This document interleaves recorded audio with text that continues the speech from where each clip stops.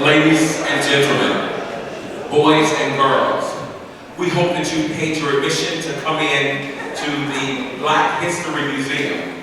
I want you to close your eyes, and I want to transport you to not 3:05, but to 11:59 p.m., 1 minute before the clock strikes 12.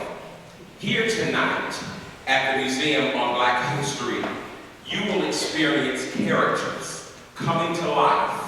There's a group who were doing a history project, and they fell asleep. So hear this. The 4C Children's Choir started in fall of 2011. It involved children from the core city of Holland, Michigan, and beyond, meeting to gain valuable vocal techniques, inspiration, self-esteem, discipline, as well as group cohesion. Children learn songs in over 8 languages. The K-9 choir meets weekly from 4:30 to 5:30 on Wednesdays at Maple Avenue Ministries. They have led concerts for thousands, including some of the following: the annual Holland Juneteenth Festival, Lighthouse Lakeside Vista, Holland Heights Christian Reformed Church, Ridge Point Church, New Community Fourth Reformed Church. The choir led an international conference of the Association of Presbyterian Christian Educators at Amway Grand Plaza, and also a 4-day international conference held by the Howard Institute for Christian Worship. The 4C Choir led hundreds of worship leaders, singers, pastors, bishops, and students in closing communion ceremonies in 7 languages. Additionally, they participated in a workshop educating over 80 people from around the globe on community choirs. This ensemble or choir that you will hear tonight has been invited to do a concert tour in Haiti, and they marked a 3-day trip to Philadelphia, Pennsylvania, where they were in the presence of those who did not know Christ, and they were light. Would you welcome, all the way live from 18th and Maple, the 4C Choir.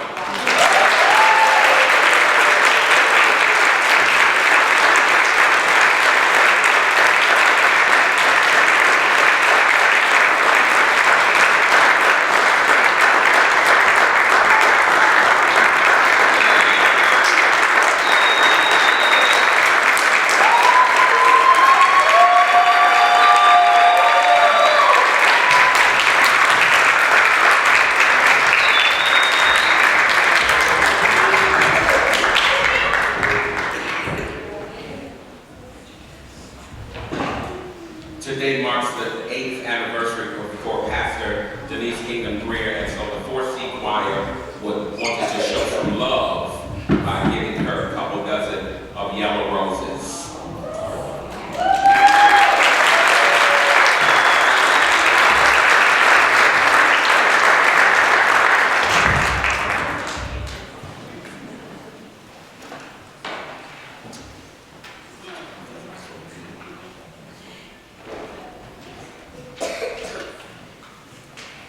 Some of our children didn't fall asleep. They're actually playing on PS2. That's part of it.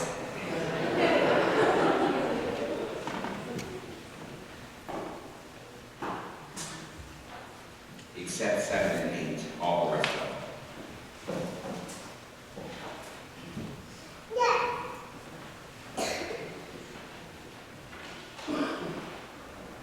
Freeze. This is the story of what happened one night at the Black History Museum. Several children were doing a project for Black History Month when they suddenly got very sleepy and the museum closed for the night. And they entered into the Black History Museum zone.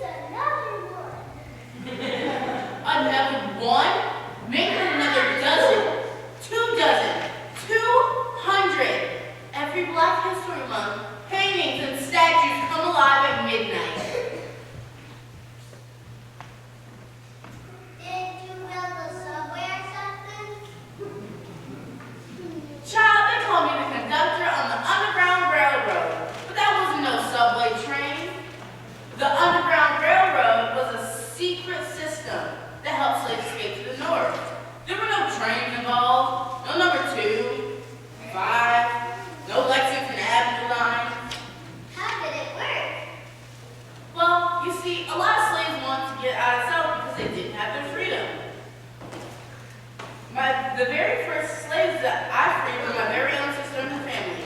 I had friends of all races hiding in their houses and churches by day and by night. We'd be heading up north, following the drinking gourd. What's the drinking gourd?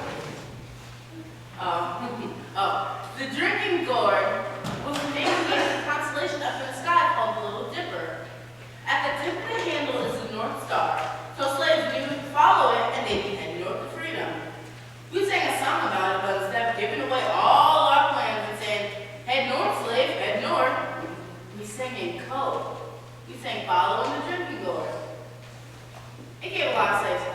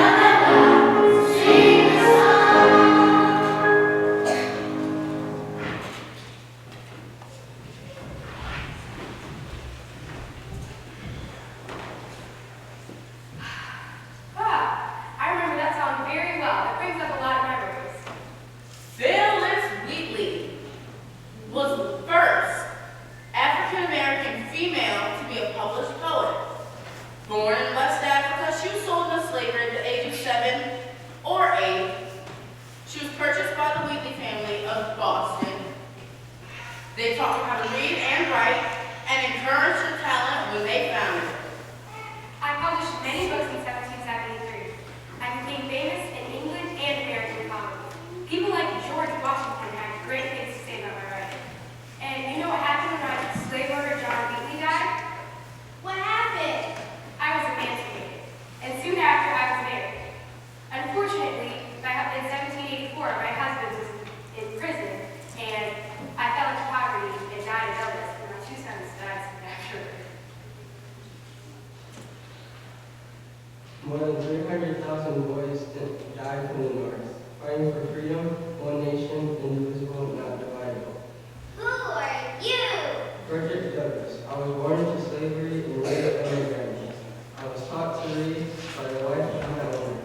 Through reading, I learned how unfair slavery was. When I was older, I escaped slavery and had one purpose, to wipe out slavery.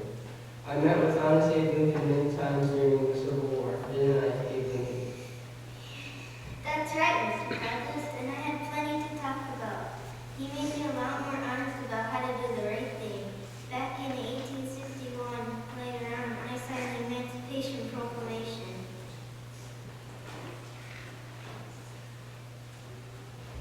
What's that? I think I'm a social truth teller. That was a law all across the nation that said every black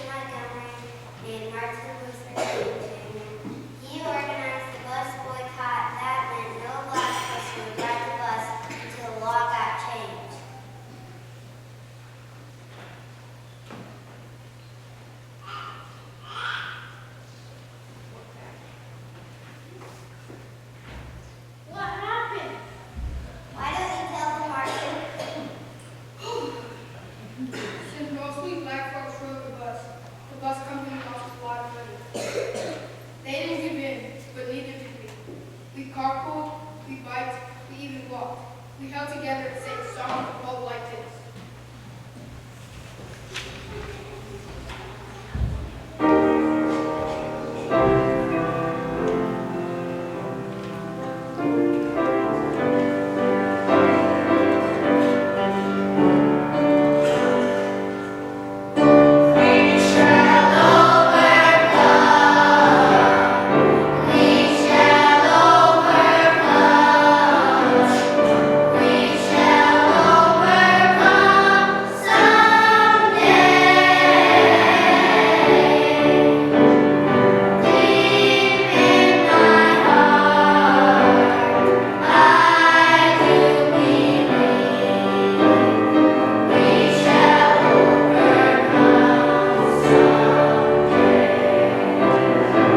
We'll walk hand in hand.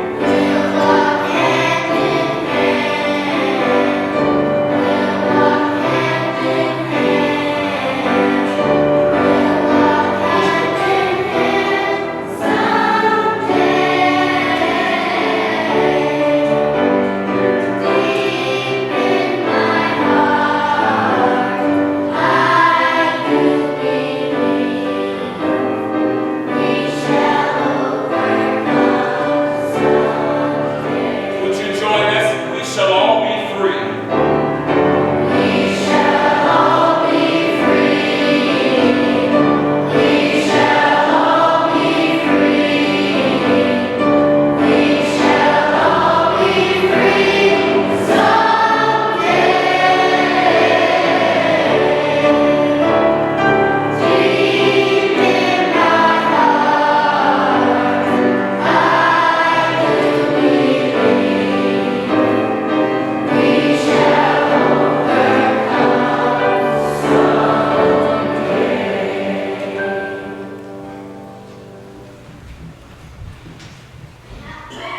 How long was the festival last?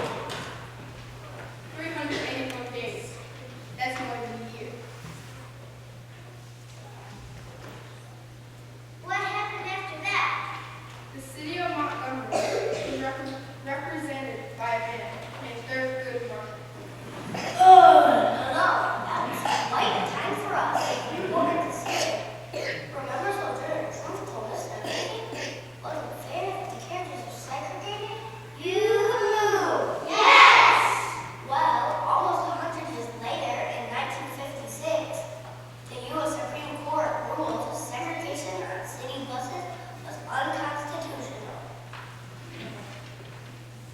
Then, after that, Mr. Marshall became the first African American on that same Supreme Court and devoted his life to justice, peace, and freedom.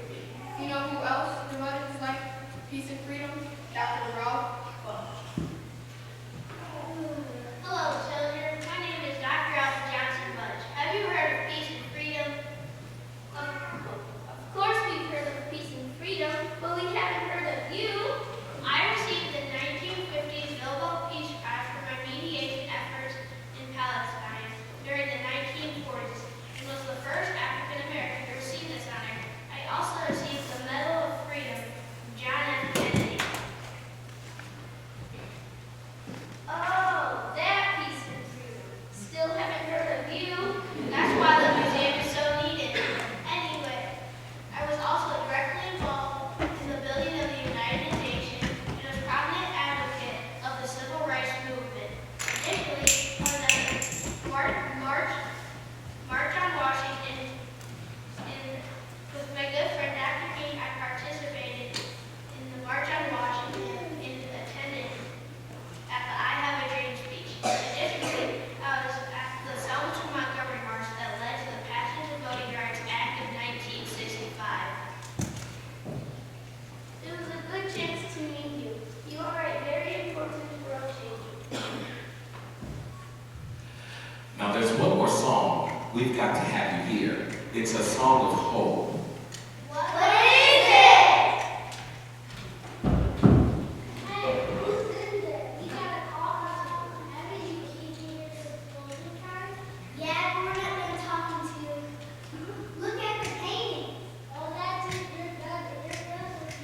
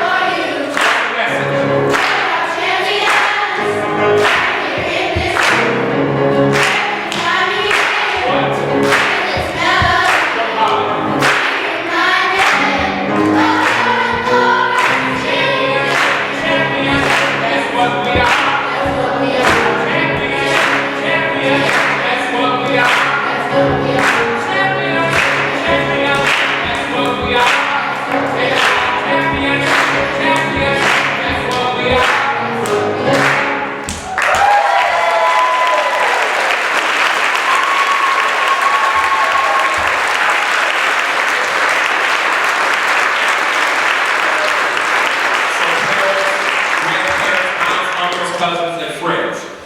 I had the privilege of working with these guys for the last 8 weeks, and it is profound. They are profound, and they are champions. They really champion this stuff tonight.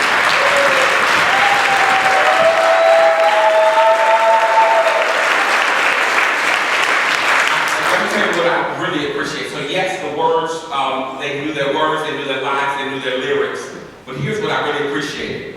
They could tell me things that they did not know from the beginning, before the rehearsal started until now. And let me tell you, these are some Black history scholars up here. I want you to know. So parents, feel free as soon as somebody turns on all these lights to love on these kids, and they haven't seen all of the stuff. The stuff is from my wife and my collection. And so the next few moments, there's some refreshments out there, but feel free to come and tour. We've changed the sanctuary. I'm hoping that I get a job when I come back, because I'm not gonna have a job. Well, I'm looking. If somebody's hired, I'm looking for a job, because I'm looking that way. Okay, all right. And this is play, they said. So feel free to look at some of the artifacts. Most of them are real, some of them are reproductions. But come on up and explore them. Preferably, don't touch them. But look at them. Thank you.